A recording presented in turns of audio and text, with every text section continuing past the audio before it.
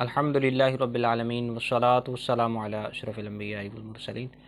सवाल ये है कि नमाज से पहले या नमाज के बाद की जो सुन्नतें हैं उनका तर्क करना कैसा है। तो याद रहे कि सुन्नतों की दो किस्में हैं, एक सुन्नत मुअक्कदा, एक गैर मुअक्कदा।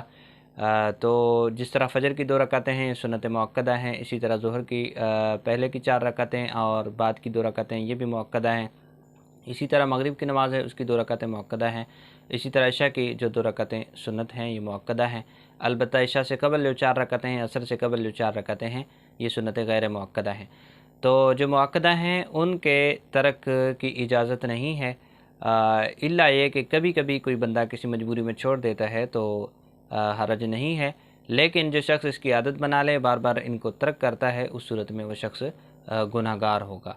और जो सुन्नत गैर मुअक्कदा हैं उनको अगर कोई शख्स पढ़ता है तो सवाब है, उसको अजर मिलेगा। अगर वो नहीं पढ़ता तो इस सूरत में उस पर कोई गुनाह नहीं होगा।